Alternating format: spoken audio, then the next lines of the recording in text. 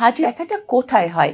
বুকের মাঝখানে, মাঝখান থেকে ব্যথাটা বুকের বাম দিকে এবং সেখান থেকে গলার নিচে, ঘাড়ে, হাতে ছড়াতে পারে। আসসালামু আলাইকুম, আমি ডক্টর সাবরিনা হুসেন। আমি কার্ডিওভ্যাসকুলার অ্যান্ড থোরাসিক সার্জারিতে এমএস করেছি। তো আমি একজন কার্ডিয়াক সার্জন। অল্প বয়সে হার্ট অ্যাটাক বা স্ট্রোক বা হার্টের অন্য কোনো অসুখ, হার্ট ফেলিয়ার, যারা মোটা, যারা একটু সিডেন্টারি লাইফস্টাইলে অভ্যস্ত, মানে পরিশ্রম কম করেন, সারাক্ষণ কম্পিউটারে কাজ করেন, তাদের ক্ষেত্রেও কিন্তু বুক ব্যথা যদি করে সেক্ষেত্রে একটু সতর্ক হতে হবে বেশি। যেমন আবার বয়সের একটা ব্যাপার আছে।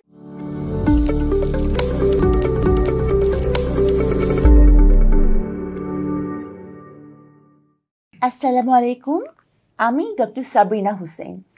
আমি কার্ডিওভ্যাসকুলার অ্যান্ড থোরাসিক সার্জারিতে এমএস করেছি। তো আমি একজন কার্ডিয়াক সার্জন। তা আজকে কথা বলবো হার্ট নিয়ে। হার্টের ব্যথা হোক বা অন্য যে কোনো ব্যথা হোক, কোন কোন মানুষ খুব বেশি সতর্ক থাকবেন? প্রথম কথা হচ্ছে, যাদের বংশে অল্প বয়সে হার্ট অ্যাটাক বা স্ট্রোক বা হার্টের অন্য কোনো অসুখ, হার্ট ফেলিয়ার, এই ধরনের ঘটনার হিস্ট্রি আছে, মানে নিকট আত্মীয়ের মধ্যে বাবা, মামা, চাচা হার্ট অ্যাটাকে অল্প বয়সে মারা গেছেন। অথবা যারা হাইপার টেনশনে ভোগেন, অর্থাৎ যারা দীর্ঘদিন ধরে উচ্চ রক্তচাপে ভুগছেন। ডায়াবেটিস, যারা অনেক দিন ধরেই ডায়াবেটিস আক্রান্ত এবং যাদের ব্লাড সুগার লেভেলটা নিয়ন্ত্রণে নাই। তো এবং যারা ধূমপায়ী, ধরেন দীর্ঘদিন ধরে যারা ধূমপান করছেন, এইসব মানুষগুলো একটু বেশি সতর্ক হবেন। এছাড়াও যারা মোটা, যারা একটু সিডেন্টারি লাইফস্টাইলে অভ্যস্ত, মানে পরিশ্রম কম করেন, সারাক্ষণ কম্পিউটারে কাজ করেন, তাদের ক্ষেত্রেও কিন্তু বুক ব্যথা যদি করে সেক্ষেত্রে একটু সতর্ক হতে হবে বেশি। যেমন আবার বয়সের একটা ব্যাপার আছে। যেমন ছেলেদের কিন্তু আমরা দেখা যায় যে 28 ইয়ার্সের ছেলেরও আমরা বাইপাস সার্জারি করেছি। আর মেয়েদের ক্ষেত্রে সাধারণত দেখা যায় যে এই যে করোনারি আর্টারি ডিজিজ বা ইসকেমিক হার্ট ডিজিজের পেইনটা সাধারণত মেনোপজের পরেই হয়। তো যে কোনো ক্ষেত্রেই এই ধরনের রুগীরা এবং অন্য সবাই, আমি বলবো যে যদি বুকে ব্যথা করে তাহলে অবশ্যই হেলাফেলা করার কোনোই সুযোগ নেই। আপনারা অবশ্যই নিকটস্থ কোনো চিকিৎসা কেন্দ্রে যাবেন। তবে এমন কোনো চিকিৎসা কেন্দ্রে যাবেন না যেখানে গিয়ে সময়ের অপচয় হয়, পরীক্ষা নিরীক্ষার কোনো ব্যবস্থাই নেই। এমন চিকিৎসা কেন্দ্রে যাবেন যেখানে পরীক্ষা করা, কার্ডিয়াক অ্যাসেসমেন্ট করার, মানে সেই ইনভেস্টিগেশনগুলো করার সুযোগ রয়েছে, মানে কার্ডিয়াক অ্যাসেসমেন্ট অ্যান্ড কার্ডিয়াক ইভ্যালুয়েশনের। ঠিক আছে? তো আমি এটাই বলবো যে হার্টের ব্যথা কারো হলে কোনোভাবেই সেটাকে ইগনোর করার কোনো সুযোগ নাই। বুকের মধ্যে চেপে আসছে একটা ভারী কিছু।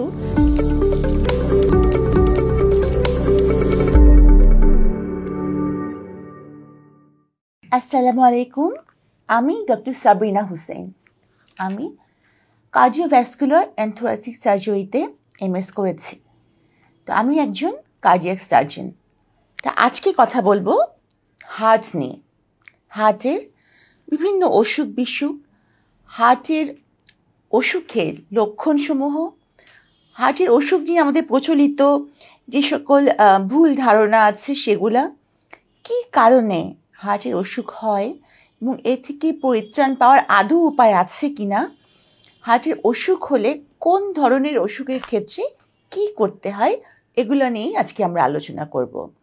সেই সাথে হার্টের অসুখের জন্য মেইন কালপ্রিট যেগুলোকে ধারণা করা হয় সেই ডিজিজগুলো সম্পর্কেও আমরা অল্প বিস্তর জানব।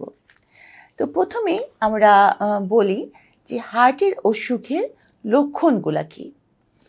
তো একদম প্রথমেই যেটা আমাদের মাথায় আসে সেটা হচ্ছে ব্যথা। হার্টের অসুখের ক্ষেত্রে ব্যথার ধরনটা কীরকম হয়? তো চেস্ট পেইন যেটা, সেই চেস্ট পেইনটা এমন হয় যে মনে হয় যে বুকের মধ্যে চেপে আসছে একটা ভারী কিছু, চেপে আসছে, চাপ ধরা ব্যথা। এবং ব্যথাটার স্থায়িত্ব কিন্তু খুব বেশি হয় না। ব্যথাটা সাধারণত শুরু হয় পরিশ্রমে। হ্যাঁ, যখন কোনো স্ট্রেনাস এক্সারসাইজ বা কোনো স্ট্রেনাস ওয়ার্ক মানুষ করে, মানে পরিশ্রমের কাজ, তখনই ব্যথাটা শুরু হয়। এবং এই ব্যথার সাথে ঘাম হতে পারে, বুক ধড়ফড় করতে পারে, শ্বাসকষ্ট হতে পারে, অনেক সময় ফেইন্টিং মানে অজ্ঞান হয়ে যাওয়া হতে পারে। এই ধরনের ব্যথা হতে পারে। এবং ব্যথাটা কোথায় হয়? বুকের মাঝখান থেকে ব্যথাটা বুকের বাম দিকে, এবং সেখান থেকে গলার নিচে, ঘাড়ে, হাতে ছড়াতে পারে। তো মোটামুটি এই হচ্ছে হার্টের ব্যথার ধরনটা।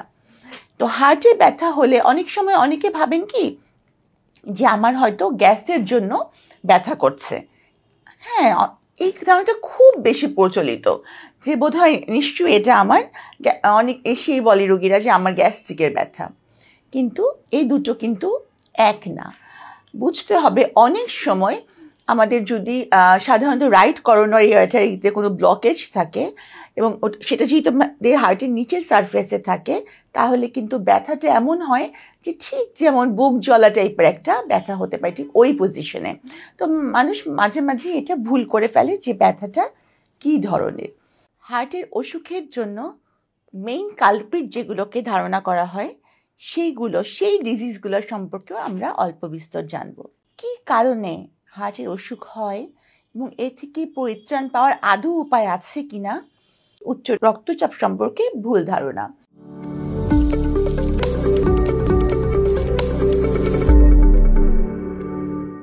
আসসালামু আলাইকুম, আমি ডক্টর সাবরিনা হুসেন। আমি কার্ডিওভ্যাসকুলার অ্যান্ড থোরাসিক সার্জারিতে এমএস করেছি। তো আমি একজন কার্ডিয়াক সার্জন। তা আজকে কথা বলবো হার্টের ডিজিজের ক্ষেত্রে যে দুটো ডিজিজ খুব বেশি আমাদেরকে ভাবায়, সেটা হচ্ছে উচ্চ রক্তচাপ বা হাই ব্লাড প্রেশার। তো উচ্চ রক্তচাপ আজকাল মানে খুবই দেখা যাচ্ছে খুব কমন হয়ে গেছে। বিশেষ করে এই যে ক্রনিক ডিজিজের মধ্যে এই উচ্চ রক্তচাপ খুবই কমন। তো সাধারণ মানুষের একটা ব্যাপার আছে যে তারা মনে করেন যে যেদিন একটু ঘাড় ব্যথা করবে সেদিন আমি একটা ওষুধ খেয়ে নেবো, বাস আমি ভালো হয়ে যাব। তো উচ্চ রক্তচাপের ক্ষেত্রে আবার অনেকে ভাবেন যে একটু প্রেশারটা বেশি, কোথাও মাপালেন, এক গ্লাস তেঁতুলের শরবত খেয়ে নিলেন, ভালো হয়ে যাবেন ভাবছেন। কিন্তু আসলে এই সবই উচ্চ রক্তচাপ সম্পর্কে ভুল ধারণা। যদি এমন হয় যে আপনার চিকিৎসক ডায়াগনোসিস করলেন যে আপনি উচ্চ রক্তচাপ বা হাই ব্লাড প্রেশারে ভুগছেন, দেখা যায় যে সাধারণত সিস্টোলিক 130-র উপরে এবং ডায়াস্টোলিক 90-র উপরে হলেই আমরা তাকে উচ্চ রক্তচাপ বলে ধরে নেই, এবং এটা কন্টিনিউয়াসলি থাকছে। তো সেক্ষেত্রে একজন চিকিৎসক সব দিক বিবেচনা করে আপনাকে একটা ওষুধ দেবেন। সেটা হচ্ছে আপনার বয়স, আপনার জেন্ডার, সব কিছু মিলিয়েই আপনাকে একটা ওষুধ দেবেন। সেই ওষুধ আপনি কখনোই বাদ দিতে পারবেন না চিকিৎসকের পরামর্শ ছাড়া। অবশ্যই সেই ওষুধটাকে আপনাকে কন্টিনিউ করতে হবে। আর হচ্ছে অনেকে ওই যে বললাম যে অনেকে একটু লেবু খেয়ে ফেলেন, অনেকে তেঁতুলের শরবত খেয়ে ফেলেন, মনে রাখবেন এগুলোতে কিন্তু কোনো কাজ হবে না। বরং আপনার যদি কোনো খারাপ লাগা থাকে, তখন যদি আপনি তেঁতুলের শরবত খান বা লেবু খান খালি পেটে, তখন কিন্তু আপনার অ্যাসিডিটির সমস্যা বেড়ে গিয়ে আপনার অস্বস্তি বা আপনার খারাপ লাগাকে আরও বেশি বাড়িয়ে তুলবে। সুতরাং চিকিৎসক যে ওষুধ দিয়েছেন সেটা কন্টিনিউ করবেন। অনেকে আবার এইটা ভেবে প্রেশারের ওষুধ খান না যে একবার যদি খাওয়া শুরু করি তাহলে সারা জীবন খেতে হবে। কিন্তু না, যদি আপনি আপনার ওজন কমাতে পারেন, বলা হয়ে থাকে যদি আপনার ওজন 5 কেজি কমে, সেক্ষেত্রে আপনার systolic blood pressure 10 millimetre mercury এবং ডায়াস্টোলিক 5 মিলিমিটার মার্কারি অ্যারাউন্ড কমতে পারে। কাজে আপনাকে যে ওষুধ খেলে সারা জীবন ওষুধ খেয়েই যেতে হবে এমন কিন্তু কোনো কথা নাই। আপনার ওজন নিয়ন্ত্রণের মাধ্যমে এবং লাইফস্টাইল মডিফিকেশনের মাধ্যমে একটা সময় হয়তো আপনার ওষুধ নাও খাওয়া লাগতে পারে, কিন্তু সেটা কিন্তু আপনার নিজের বিবেচনায় করলে হবে না, চিকিৎসকের পরামর্শ অনুযায়ী করতে হবে। আর আরেকটা ব্যাপার বলি যে যারা একটু মোটা, যাদের বংশে হাইপারটেনশনের হিস্ট্রি আছে বা বাবা মা দুজনই হাইপারটেনসিভ, যাদের প্রেগনেন্সিতে হাইপারটেনশন হয়েছিল, এইসব পেশেন্টরা কিন্তু কন্টিনিউয়াসলি প্রেশার মাপাবেন রেগুলার ইন্টারভেলে এবং সতর্ক থাকবেন যে আপনার উচ্চ রক্তচাপে আপনি ভুগছেন কিনা। কারণ মনে রাখবেন, কোনো সময়ে, আমি আবার বলছি, কোনো সময় উচ্চ রক্তচাপের কোনো লক্ষণ নাও থাকতে পারে, অথচ হয়তো আপনি যখন আপনার হেমোরেজ হলো, হেমোরেজিক স্ট্রোক হলো, তখন গিয়ে আপনি জানতে পারলেন যে আপনি উচ্চ রক্তচাপে ভুগছিলেন। তো আমি বলবো যে এই ব্যাপারগুলোতে একটু সতর্ক হতে হবে। এবং স্মোকিং, যারা স্মোক করেন তাদের ক্ষেত্রে কিন্তু এটা আরও বেশি ভয়ানক হতে পারে। হার্টের অসুখের লক্ষণসমূহ, হার্টের অসুখ নিয়ে আমাদের প্রচলিত যে সকল ভুল ধারণা আছে, চেস্ট এক্সরে, হ্যাঁ, পিএভিউ, মানে এই পরীক্ষাগুলা করার সুবিধা আছে এমন জায়গায়। আমি সবচেয়ে ভালো হয় কোনো সরকারি হাসপাতালে, মাল্টিডিসিপ্লিনারি হসপিটাল, অথবা যদি সেটা কোনো প্রাইভেট হসপিটাল হয়, অবশ্যই সেটা হতে হবে মাল্টিডিসিপ্লিনারি হসপিটাল। সেখানে তাকে সাথে সাথে নিয়ে যেতে হবে। অনেকে ভাবেন যে তার ব্লক পাওয়া গেছে, তার মানে তার এখন কিছু না কিছু করতে হবে। কোনো সময় একটা লেভেল আছে, সেই লেভেলের বেশি হলে ইন্টারভেনশন করতে হয় করোনারি অ্যানজিওগ্রামে। তার চেয়ে কম যদি ব্লকেজ থাকে একটা ভেসেলে, তাহলে কিন্তু ইন্টারভেনশনের প্রয়োজন হয় না।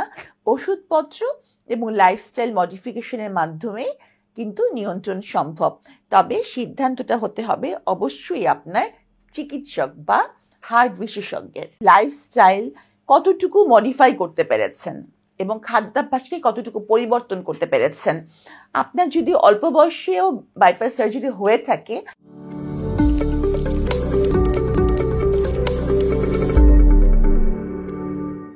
আসসালামু আলাইকুম, আমি ডক্টর সাবরিনা হুসেন। আমি কার্ডিওভ্যাসকুলার অ্যান্ড থোরাসিক সার্জারিতে এমএস করেছি। তো আমি একজন কার্ডিয়াক সার্জন। অনেকের একটা ব্যাপার আছে যে কম বয়সে বাইপাস সার্জারি করলে আবার ব্লক হয়ে যায় কিনা। আসলে বাইপাস সার্জারি কম বয়সে হলে বা বেশি বয়সে হলে এটার সাথে আবার ব্লক হয়ে যায় কিনা এটার কিন্তু সম্পর্ক নেই।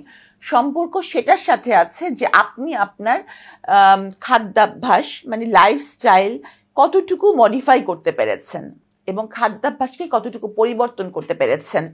আপনার যদি অল্প বয়সেও বাইপাস সার্জারি হয়ে থাকে, কিন্তু আপনি ধূমপান ছেড়ে দেন, আপনি যদি চর্বি জাতীয় তৈলাক্ত এই সকল খাবার মানে যেগুলোতে স্যাচুরেটেড ফ্যাটি অ্যাসিড থাকে এগুলো না খান, আপনি যদি কার্বোহাইড্রেট কন্ট্রোল করে খান, আপনি যদি একটু রেগুলার হাঁটেন এবং বা কায়িক পরিশ্রম করেন তো এবং রেস্ট নেন এবং আপনার ঘুম যদি নিয়মিত হয়, তাহলে দেখা যেতে পারে যে আপনার অল্প বয়সে আপনার বাইপাস সার্জারি হয়েছে কিন্তু আপনি আজীবন ভালো থাকবেন।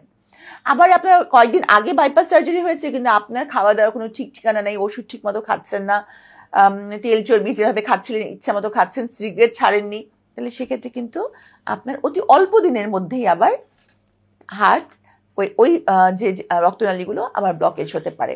তো আমি বলবো যে এই ক্ষেত্রে কোনো সম্পর্ক নাই। আরেকটি ব্যাপার যেটা বলি যে ভ্যালভুলার হার্ট ডিজিজ, হ্যাঁ, ভ্যালভুলার হার্ট ডিজিজের ক্ষেত্রে দেখা যায় যে কোনো সময় রোগীর ভালভ রিপেয়ার করা সম্ভব হয়, কোনো সময় কিন্তু রোগীর ভালভ রিপেয়ার না করে ওখানে নতুন কোনো ভ্যালভ লাগানো হয়। তো ভালভের রোগীদের ক্ষেত্রে সেটা হচ্ছে দু ধরনের ভালভ পাওয়া যায়। একটা হচ্ছে মেকানিক্যাল ভালভ পাওয়া যায়, আবার হচ্ছে টিস্যু ভালভও পাওয়া যায়। তো মেকানিক্যাল ভালভ এবং টিস্যু ভালভের ক্ষেত্রে কিছুটা ধরন আছে। ওটার ক্ষেত্রে কিন্তু রোগীদের বয়স বুঝে কোন ভালভটা লাগানো হয় বা কোন ভালভটা লাগানো উচিত এটা চিকিৎসক সিদ্ধান্ত নেন। হ্যাঁ, তো আমরা সাধারণত যারা হচ্ছে যে বয়স্ক মানুষ তাদের ক্ষেত্রে একরকম চিন্তা ভাবনা করে ভালভ লাগাই, কারণ মেকানিক্যাল ভালভের ক্ষেত্রে একটা ওষুধ সারা জীবন কন্টিনিউ করতে হয়, আর টিস্যু ভালভের ক্ষেত্রে হয় না। তো এটা চিকিৎসকদের উপর ডিপেন্ড করে যে কোন রোগীর ক্ষেত্রে কোন ভালভটা ব্যবহার করবেন। এখানে একটা বয়সের ব্যাপার থাকে। কিন্তু বাইপাস সার্জারির ক্ষেত্রে যেটা আমি বলবো সেটা হচ্ছে যে কোনো মুহূর্তেই ব্লক হতে পারে অপারেশনের পরে, যদি কেউ লাইফস্টাইলটা মেনটেন না করে। পেশেন্টটা যদি এমন হয় যে উনি দীর্ঘদিন ধরে হাইপারটেনসিভ এরকম কিছু, তাহলে অবশ্যই ওনার কাছে হয়তো নাইট্রোগ্লিসিন জিটিএন স্প্রে যেটাকে বলা হয় সেটা হয়তো ওনার কাছে থাকতে পারে। সেক্ষেত্রে ব্যথা শুরু হলেই জিহ্বার নিচে স্প্রে দিতে হবে এবং তাকে যে লিপিড লোয়ারিং এজেন্ট তার কাছে থাকবে এবং অ্যাসপিরিন জাতীয় ওষুধ একটু বেশি ডোজে খাইয়ে দিতে হয় ঠিক ওই সময়টুকু আমরা, যাতে একটা সাপোর্ট পাই। তবে এই ওষুধগুলো খেয়ে বসে থাকলে চলবে না, এই ওষুধগুলো খাবেন জাস্ট ওই সময়টা সাপোর্টের জন্য, যাতে আপনার খুব বেশি ক্ষতিগ্রস্ত না হয় আপনার কার্ডিয়াক মাসেলগুলা। কিন্তু আপনাকে অবশ্যই এই পরীক্ষাগুলার মানে ইভালুয়েশনের জন্য সাথে সাথে যেতে হবে। আপনার হার্ট কতদূর ক্ষতিগ্রস্ত হয়েছে এবং সেটা জানার জন্য সবচেয়ে বেশি ইম্পর্টেন্ট পরীক্ষা হচ্ছে অ্যানজিওগ্রাম। হ্যাঁ, করোনারি অ্যানজিওগ্রাম। এবং সবচেয়ে গুরুত্বপূর্ণ হচ্ছে, সবচেয়ে ভালো রিপোর্ট আসবে আপনি কনভেনশনাল অ্যানজিওগ্রামে। তবে কোনো কোনো সময় চিকিৎসক যদি প্রয়োজন বোধ করেন তাহলে সিটি অ্যানজিওগ্রামও করাতে পারেন। একমাত্র অ্যানজিওগ্রাম ছাড়া কখনোই বলা যাবে না আপনার কার্ডিয়াক ভেসেলগুলা কোনটা কত বেশি ক্ষতিগ্রস্ত, অর্থাৎ কোনটাতে কত পরিমাণ ব্লক আছে। লঞ্জিভিটি বাড়ানোর জন্য, আপনার মরবিডিটি কমানোর জন্য ইন্টারভেনশন এবং সার্জারি করা হচ্ছে, কিন্তু আপনাকে সারা জীবনই একটা নিয়মের মধ্যে থাকতে হবে। সেটা কি? যেমন যাদের মনে রাখবেন যেসব জায়গায় আপনার স্টেন্টিং করা আছে বা পিসিআই করা হয়েছে সেই সব জায়গায় কিন্তু পুনরায় ব্লক হতে পারে যদি আপনার অনিয়ন্ত্রিত কোলেস্টেরল লেভেল থাকে। বাচ্চাটা নীল হয়ে যাচ্ছে, বাচ্চারা যেভাবে কেঁদে ওঠে সেভাবে কেঁদে উঠছে না। তখনই কিন্তু চিকিৎসকরা বুঝে নেন যে বাচ্চার কোনো সমস্যা আছে।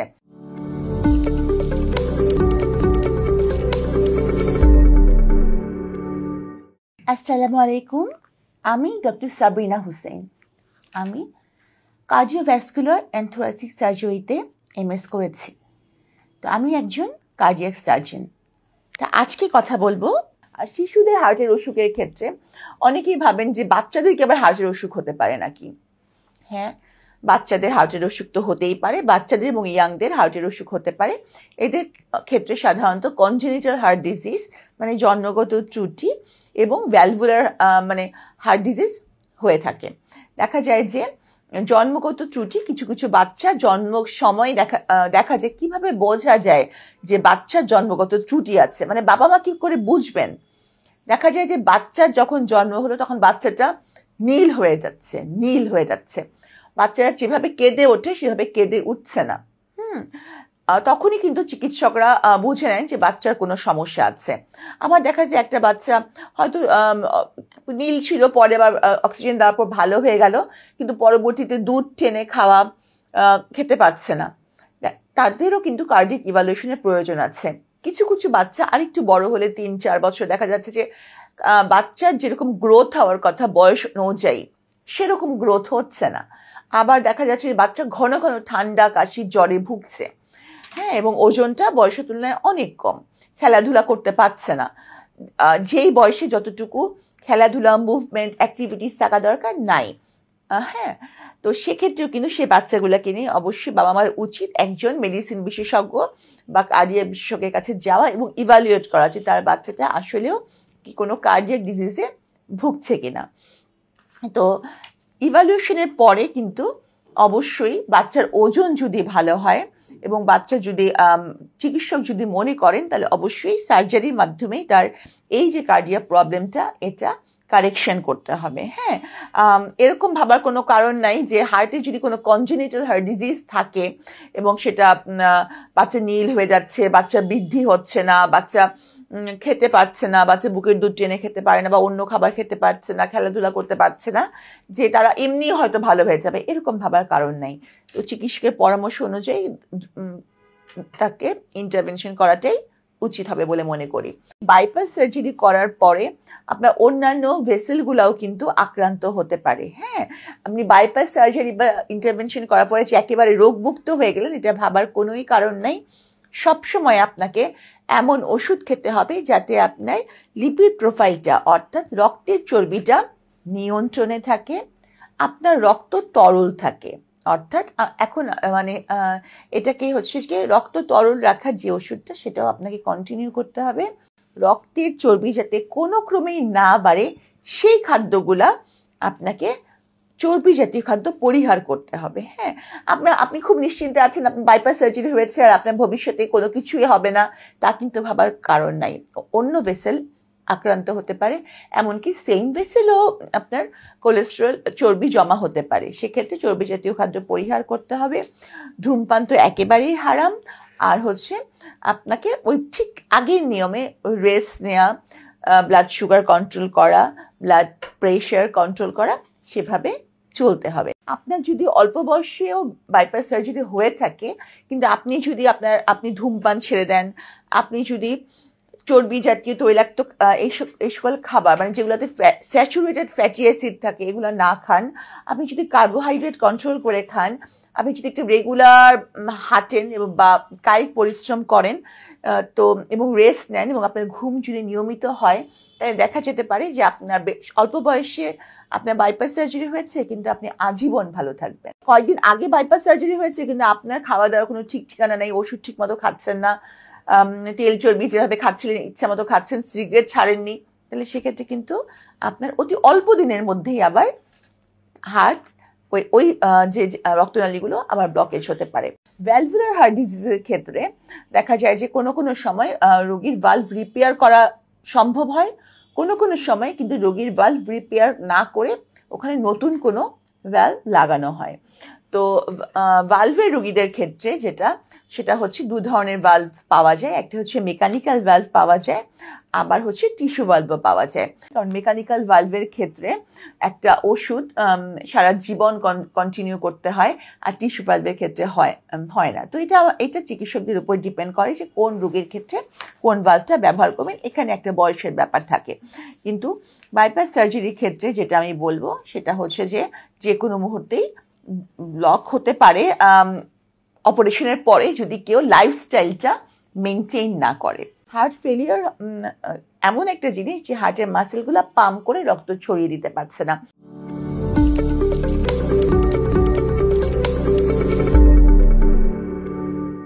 আসসালামু আলাইকুম, আমি ডক্টর সাবরিনা হুসেন। আমি কার্ডিওভ্যাসকুলার অ্যান্ড থোরাসিক সার্জারিতে MS করেছি। তো আমি একজন কার্ডিয়াক সার্জন। তা আজকে কথা বলবো, বাংলাদেশে কিন্তু রিউমেটিক হার্ট ডিজিজের প্রকোপ খুব বেশি। রিউমেটিক ফিভার হয় বিশেষ করে যারা একটু লো সোশিও ইকোনমিক কন্ডিশনের মানুষ, তাদের ক্ষেত্রে কিন্তু রিউমেটিক ফিভার হওয়ার এটা বেশি, এবং বিশেষ করে মহিলাদের ক্ষেত্রে। এবং রিউমেটিক ফিভার হলে হার্টের ভালভ আক্রান্ত হয়। সেক্ষেত্রে দেখা যাচ্ছে যে ভালভগুলো এমনটাই হয়ে গেছে যে ভালভ চেঞ্জ করে নতুন ভালভ লাগাতে হচ্ছে, এবং সেটা কিন্তু ইয়াং জেনারেশনের ক্ষেত্রেই দেখা যায়। আবার বয়স্ক মানুষের অ্যাওর্টিক ভালভ দেখা যায় যে ক্যালসিফিকেশন হয়ে যায়, সেক্ষেত্রে আবার বয়স্ক মানুষেরও ভালভ চেঞ্জ করা লাগে। তো ভালভের ডিজিজটা মোটামুটি সকল বয়সের মধ্যেই দেখা যায়, নারী পুরুষ সকলের মধ্যেই দেখা যায়। আর ইসকেমিক হার্ট ডিজিজ মানে করোনারি আর্টারি ডিজিজ সেটা হচ্ছে নারী পুরুষের ক্ষেত্রে আমি বলবো।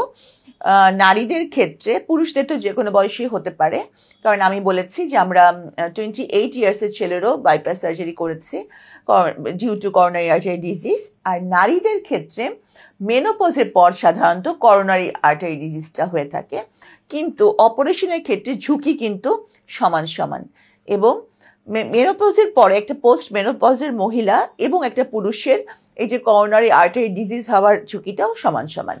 তো সেক্ষেত্রে বলবো যে আমি ছেলে এবং মেয়ের এই যে কার্ডিয়াক ডিজিজ হওয়ার যে পার্থক্য, আর একটা ব্যাপার আমি আগে বলেছি যেটা পেরিকার্ডিয়াল ইফিউশন যেটা হয়ে থাকে, এটা কিন্তু টিউবারকুলোসিস থেকেও হয়। এই পেরিকার্ডিয়াম যদি আক্রান্ত হয়, হ্যাঁ, তাহলেও কিন্তু হার্টের সমস্যা হতে পারে।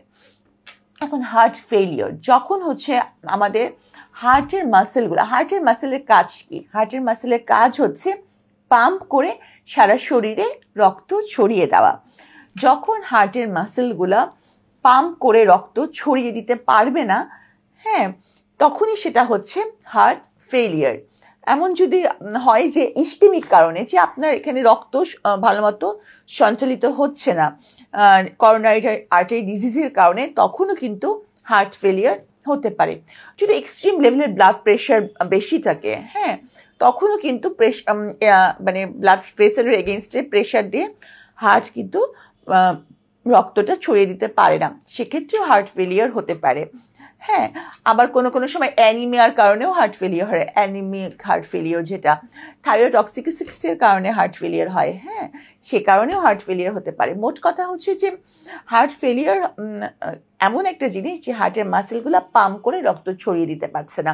যদি হার্টের মাসেলগুলোই ডিজিজড হয়, কার্ডিওমায়োপ্যাথি যেটাকে বলা হয়, যে হার্টের মাংসপেশির সমস্যা, সেক্ষেত্রেও কিন্তু হার্ট ফেলিয়ার হয়ে থাকে। তখন দেখা যায় যে যেহেতু হার্টটা পাম্প করে রক্তটা ছড়িয়ে দিতে পারছে না, তখন পা ফুলে যায়। প্রথমে পা ফুলে, তবে আলটিমেটলি পুরো শরীরেই পানি আসে এবং শ্বাসকষ্ট হয়, খুব খুব শ্বাসকষ্ট হয়। তো সেক্ষেত্রে অবশ্যই চিকিৎসকের কাছে যেতে হবে এবং প্রয়োজনীয় যে কারণে হার্ট ফেলিয়ার হয়েছে সে কারণটা চিকিৎসক ডায়াগনোসিস করবেন এবং সে অনুযায়ী তাকে ট্রিটমেন্ট দেবেন, সেই ট্রিটমেন্টে তাকে থাকতে হবে। বাংলাদেশে কিন্তু রিউমেটিক হার্ট ডিজিজের প্রকোপ খুব বেশি। রিউমেটিক ফিভার হয় বিশেষ করে যারা একটু লো সোশিও ইকোনমিক কন্ডিশনের মানুষ, তাদের ক্ষেত্রে কিন্তু রিউমেটিক ফিভার হওয়ার এটা বেশি, এবং বিশেষ করে মহিলাদের ক্ষেত্রে। এবং রিউমেটিক ফিভার হলে হার্টের ভালভ আক্রান্ত হয়। সেক্ষেত্রে দেখা যাচ্ছে যে ভালভগুলো এমনটাই হয়ে গেছে যে ভালভ চেঞ্জ করে নতুন ভালভ লাগাতে হচ্ছে, এবং সেটা কিন্তু ইয়াং জেনারেশনের ক্ষেত্রেই দেখা যায়। আবার বয়স্ক মানুষের অ্যাওর্টিক ভালভ দেখা যায় যে ক্যালসিফিকেশন হয়ে যায়, সেক্ষেত্রে আবার বয়স্ক মানুষেরও ভালভ চেঞ্জ করা লাগে। তো ভালভের ডিজিজটা মোটামুটি সকল বয়সের মধ্যেই দেখা যায়, নারী পুরুষ সকলের মধ্যেই দেখা যায়। আর নারীদের ক্ষেত্রে মেনোপজের পর সাধারণত করোনারি আর্টারি ডিজিজটা হয়ে থাকে, কিন্তু অপারেশনের ক্ষেত্রে ঝুঁকি কিন্তু সমান সমান। এবং মেনোপজের পরে একটা পোস্ট মেনোপজের মহিলা এবং একটা পুরুষের এই যে করোনারি আর্টারি ডিজিজ হওয়ার ঝুঁকিটাও সমান সমান।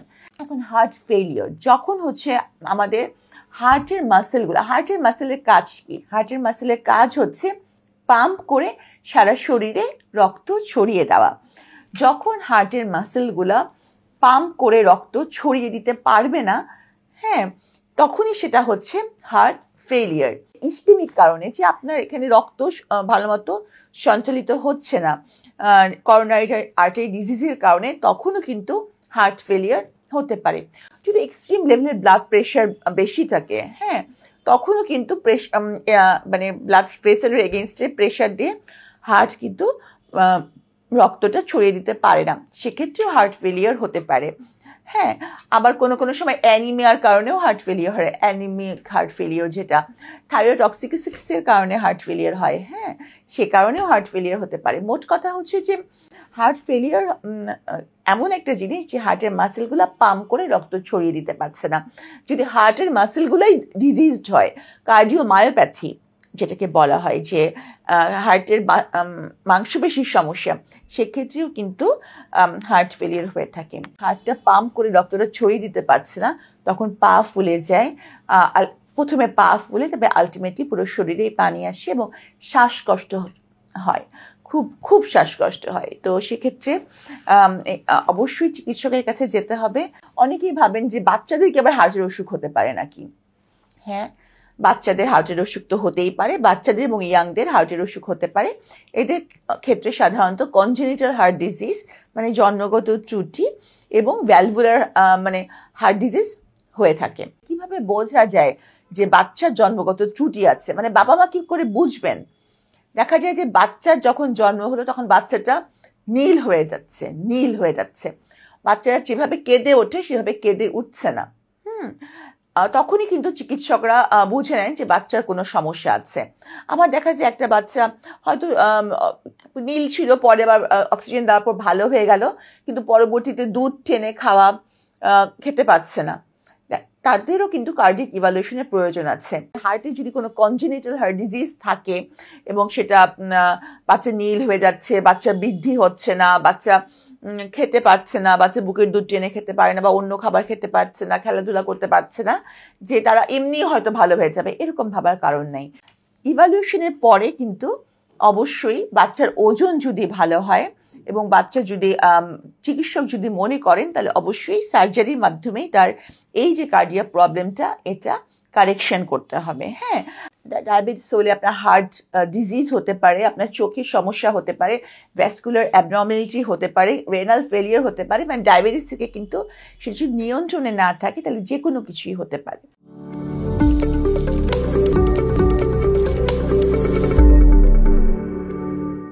আসসালামু আলাইকুম, আমি ডক্টর সাবরিনা হুসেন। আমি কার্ডিওভ্যাসকুলার অ্যান্ড থোরাসিক সার্জারিতে এমএস করেছি। তো আমি একজন কার্ডিয়াক সার্জন। তা আজকে কথা বলবো, এখন আসি গুরুত্বপূর্ণ বিষয়, ডায়াবেটিস। আমরা ডায়াবেটিস কিন্তু সকল রোগের কারণ হয়ে যেতে পারে। মানে ডায়াবেটিস হলে আপনার হার্ট ডিজিজ হতে পারে, আপনার চোখের সমস্যা হতে পারে, ভ্যাসকুলার অ্যাবনর্মালিটি হতে পারে, রেনাল ফেলিয়ার হতে পারে। মানে ডায়াবেটিস থেকে কিন্তু সে যদি নিয়ন্ত্রণে না থাকে তাহলে যে কোনো কিছুই হতে পারে। তো অনেকেই ভাবেন যে মিষ্টি খেলেই ডায়াবেটিস হয়, আবার অনেকে ভাবেন যে ডায়াবেটিস মানে হয়তো ভাবছেন যে আমি তো মিষ্টি খাই না, ব্লাড সুগার কেন বেশি থাকবে বা এরকম কিছু। কিন্তু ডায়াবেটিসের সাথে কিন্তু এটার সম্পর্ক নাই। দেখা যাচ্ছে যে জেনেটিক্যালি আপনি ডায়াবেটিক। তো সে আর এমনিতেও কার্বোহাইড্রেট জাতীয় খাবার সকলেরই কম খাওয়া উচিত, বিশেষ করে সাদা খাবার। আজকাল বলা হয় সাদা জিনিস থেকে দূরে থাকতে। তো আর ডায়াবেটিসটা অবশ্যই নিয়ন্ত্রণে রাখতে হবে প্রয়োজন বোধে। অনেকেই আছেন যে ডায়াবেটিসের ওষুধ খাওয়া বা ইনসুলিন না নেওয়াটাকে একেবারে বিশাল বিপদের ব্যাপার মনে করেন। কিন্তু মনে রাখবেন, ইনসুলিন নেওয়াতে কিন্তু কোনো ক্ষতি নাই। আপনার যদি প্রয়োজন হয় আপনি অবশ্যই চিকিৎসকের পরামর্শ অনুযায়ী ইনসুলিন নেবেন। এবং ডায়াবেটিক পেশেন্টরা একটু রেগুলার ইন্টারভ্যালে blood sugar level, haemoglobin A1C এগুলো তো মাপাবেনই, সেই সাথে আপনার কার্ডিয়াক ইভালুয়েশন করবেন যে আপনার অলরেডি হার্টের সমস্যা হয়েছে কিনা, রেনাল ইম্পেয়ারমেন্ট হয়েছে কিনা, আপনার চোখের অবস্থা ভালো কিনা, এগুলা কিন্তু দেখতে হবে। তো আমি বলবো যে হার্টের ব্যাপারের ক্ষেত্রে ডায়াবেটিসটাকে নিয়ন্ত্রণ করা খুবই খুবই বেশি জরুরি। অনেকেই ভাবেন যে আমার ঘন ঘন আমার প্রস্রাব হচ্ছে না, তার মানে নিশ্চয়ই আমার তেমন সমস্যা নাই। ডায়াবেটিসের ক্ষেত্রে একই কথা, অনেক সময় ডায়াবেটিসের কোনো লক্ষণ নাও থাকতে পারে। তো যারা একটু ওবেস, যাদের ফ্যামিলি হিস্ট্রি আছে, তারা এটাকে মেনটেন করবেন। ওজনটা বয়সের তুলনায় অনেক কম, খেলাধুলা করতে পারছে না, যেই বয়সে যতটুকু খেলাধুলা, মুভমেন্ট, অ্যাক্টিভিটিস থাকা দরকার নাই। হ্যাঁ, তো সেক্ষেত্রেও কিন্তু সে বাচ্চাগুলোকে নিয়ে অবশ্যই বাবা মার উচিত একজন মেডিসিন বিশেষজ্ঞ বা কার্ডিয়াক বিশেষজ্ঞের কাছে যাওয়া এবং ইভালুয়েট করা যে তার বাচ্চাটা আসলেও কি কোনো কার্ডিয়াক ডিজিজে ভুগছে কিনা। হার্টের রক্তনালীর মধ্যে চর্বি জমে এটা ব্লক করে দেয়।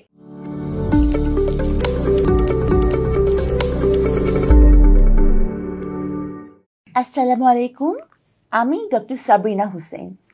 আমি কার্ডিওভ্যাসকুলার অ্যান্ড থোরাসিক সার্জারিতে এমএস করেছি।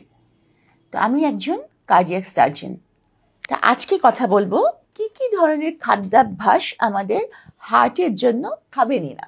তো প্রথমেই বলি যে হার্টের অসুখের ক্ষেত্রে মানে যে আমরা এখন যেটা সারা বিশ্ব জুড়ে যে ডিজিজটা নিয়ে সবচেয়ে বেশি আমরা চিন্তিত, সেটা হচ্ছে ইসকেমিক হার্ট ডিজিজ। হ্যাঁ, করোনারি আর্টারি ডিজিজ, যে হার্টের রক্তনালীর মধ্যে চর্বি জমে এটা ব্লক করে দেয়, যার ফলে হার্টে রক্ত সংবহন হয় না ঠিক মতন এবং সেখান থেকে নানাবিধ সমস্যা তৈরি হচ্ছে।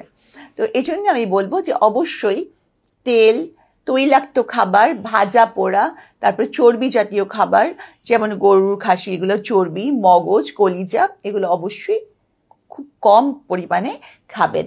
আর যাদের হাইপারলিপিডেমিয়া আছে, মানে বংশগত, তারা তো অবশ্যই এগুলো পরিহারই করবেন, খাবেনই না। হ্যাঁ, আবার অনেকে ভাবেন যে চর্বি জাতীয় খাবার খাচ্ছি না, কিন্তু মিষ্টি খেলে অসুবিধা কি, কার্বোহাইড্রেট খেলে অসুবিধা কি। কিন্তু মনে রাখবেন, কার্বোহাইড্রেট জাতীয় খাবারই কিন্তু চর্বিতে রূপান্তরিত হয়ে বডিতে স্টোর হয়। এজন্য কার্বোহাইড্রেট জাতীয় খাবারও কম খেতে হবে, বিশেষ করে যাদের এই কার্ডিয়াক ডিজিজ, যার প্রোন। ঠিক আছে। তো আরেকটা ব্যাপার হচ্ছে ধূমপান।